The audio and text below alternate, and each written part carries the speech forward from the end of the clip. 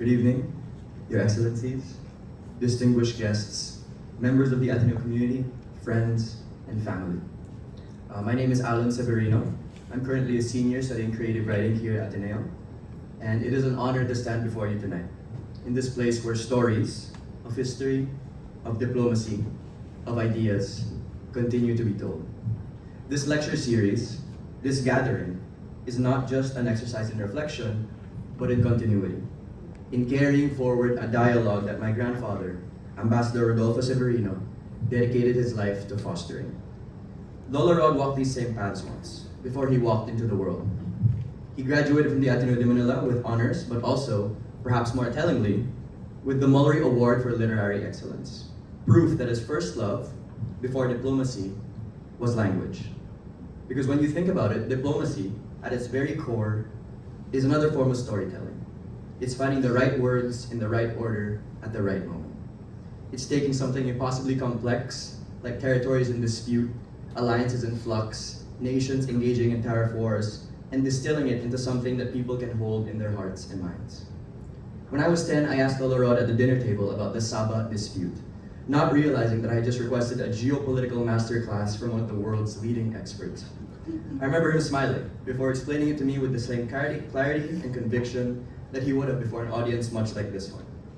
Imagine that, being taught about territorial conflict over a greasy cheeseburger and being given, at that age, a glimpse into the deeper machinations of the world. That's the kind of person my grandfather was, as comfortable explaining complex matters to a third grader as he was to heads of state. In one essay he wrote, "The international system is not immutable. Nations create it, and nations can reshape it." I think about that often, the impermanence of something so grand while I come of age in a world that is unraveling and reconstituting itself all at once. I sit in classrooms where we debate the failures of diplomacy, the fractures in global systems, the slow erosion of civility. I scroll through headlines filled with wars and displacements, countries at odds, borders hardening, and yet I also see people insisting on hope, on connection. I see voices rising above the noise, people still reaching across divides and making an effort to do more, to be more. There are days I wonder what it means to be a young Filipino in such a turbulent world, to inherit a name synonymous with diplomacy when diplomacy itself feels like a fraying thread. There are days I wonder what it means to be a writer, when words are twisted, weaponized, and reduced to tools for manipulation. And on days like those, I return to my grandfather's words, and I remind myself that nothing is immutable. Not history, not systems, not us. The world is made and remade by the people who choose to shape it. My father, Howie Severino, stood on a platform like this one in nearby Escalar Hall to receive the Gawad Balagtas for lifetime literary achievement.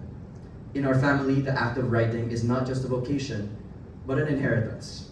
I find myself carrying forward that inheritance now, on the verge of graduating as a creative writing major in the same university where my grandfather first discovered the weight of words. And so, this moment, this event, to me, is more than a ceremony. It is a continuation, a reminder that what we build with language outlives us. And for this, I'm grateful. To the Ateneo de Manila, to the professors and mentors who keep the flame of discourse alive, and to all of you who have lent your time and attention to this gathering. This lecture series is not merely about remembering the past, but ensuring that the conversation does not end. It is about looking forward, about carrying what has been built and shaping it into something new. And so, as we close tonight, I will leave you with the sentiment my father and my father's father have left with me. Nothing is immutable. Not history, nor are we. What comes next, what is written next, is entirely up to us. Thank you.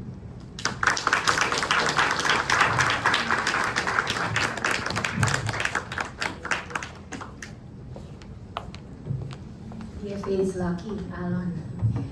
You should have been our student. Wow. Thank you very much, Alon. Thank you very much, Ambassador Basilio.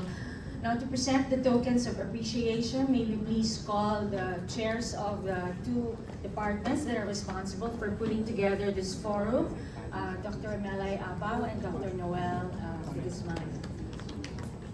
The tokens of appreciation. We would like to call on